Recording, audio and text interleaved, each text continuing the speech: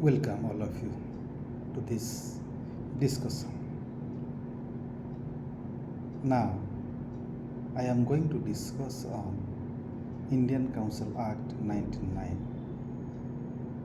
which is known as Morley Minto Reforms.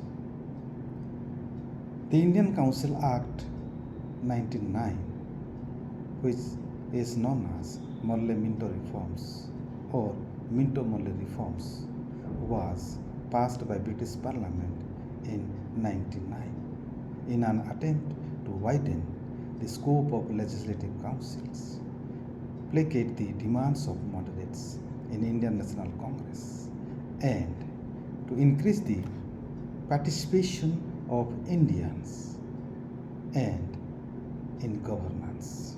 This act got royal consent and assent on 25th May 1909. Though the Indian Council Act of 1892 had introduced limited representation with indirect elections, it failed to placate the Indians who were much more conscious of their rights by now. There was a lot of resentment against the reign of Lord Curzon, who had already irked the public by the foolish idea of partition of Bengal. There was a rise of extremism in the Congress.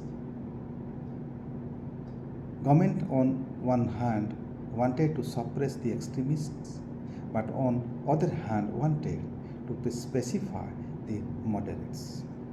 Meanwhile, Gopal Krishna Gokhale went to England and met Mr. Murli, the Secretary of State for India. Viceroy Lord Minto also emphasized the need of making some reforms. Both the Viceroy and the Secretary of State for India decided to work out some scheme to reform the legislative councils. This culminated as Indian Council Act 1909. The idea was to give locals some more powers in the legislative affairs. A provision was made for the expansion of legislative councils at both the levels, such as in central level as well as provincial level. Now come to discuss the silent provisions of this 1909 Act. First is expansion of the Legislative Council. The Act enlarged the size of the Legislative Council, both central and provincial level. The number of members in the Central Legislative Council was raised from 16 to 60. The number in Provincial Legislative Council was not uniform. Legislative Councils of Bengal, Bombay and Madras was increased to 50 members each. The Provincial Legislature of UP was to have 50, of Assam, Burma and Punjab having 30 each. Second, the communal representation. For the first time, the Indian Council Act gave recognition to elective principle for the appointment of non-official members to the councils. But however, it introduced separate and discriminatory electorate. The electorate was decided on the basis of class and community. For the provincial council, a provision of 3 categories was made: general, special and chambers of commerce. But however, for the central council, a 4th category Muslim was added. This was for the first time that each seats the legislative bodies were reserved on the basis of religion for Muslims. Separate constituencies were marked for the Muslims and only Muslim community members were given the right to elect their representatives. The separate electorate for Muslims had a long-lasting impact on India's polity. It recognized the Muslim community as a separate section of India and triggered the cancer of the Hindu-Muslim disharmony, which ultimately culminated in the partition. Under the separate electorates, Muslims could vote exclusively for the Muslim candidates in constituencies specially reserved for them. The idea was to establish that the political, economic, and cultural interests of the Hindus and Muslims were distinct. The unity between Hindus and Muslims is an illusion, and this act showed the seeds of the Muslim communism. The other features, like the act, empowered the members to discuss the budget and move resolutions before it was approved finally. They were given rights to ask supplementary questions and more resolutions to on matters related to loans to the local bodies. The members given right to discuss matters of the public interest, but however, the House was not binding on the government. Rules were also framed under the Act for the discussion of matters of general public interest in the legislative councils. No discussion was permitted on any subject not within legislative competence of the particular legislature. Any matter affecting the relations of the government of India with a foreign power or a native state, and any matter under adjudication by court of law.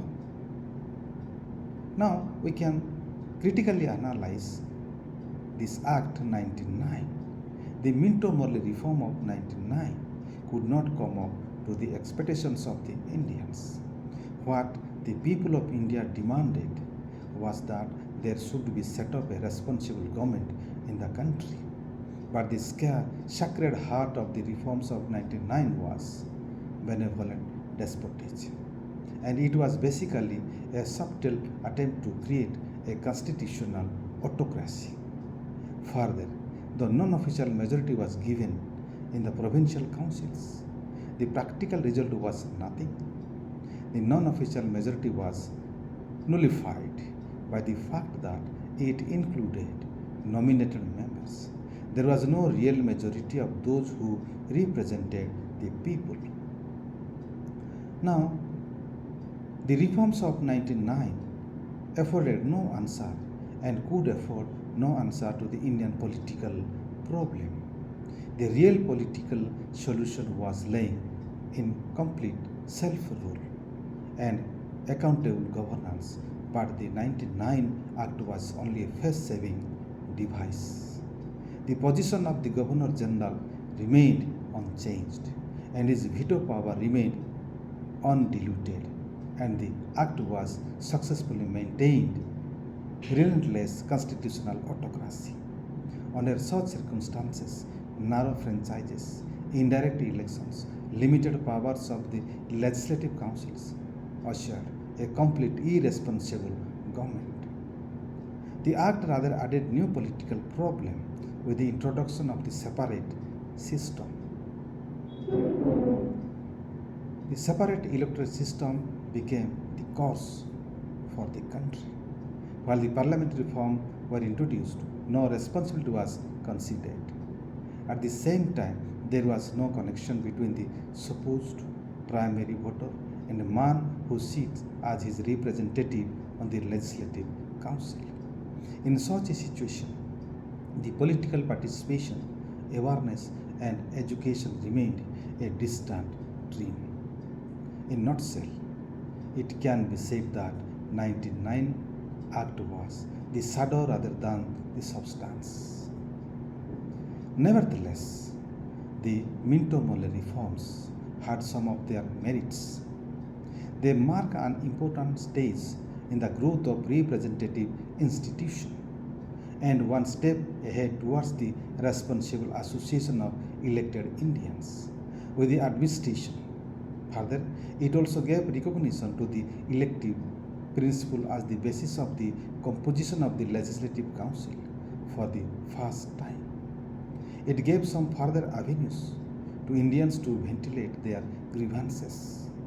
They also got opportunity to criticize the executives and make suggestions for better administration.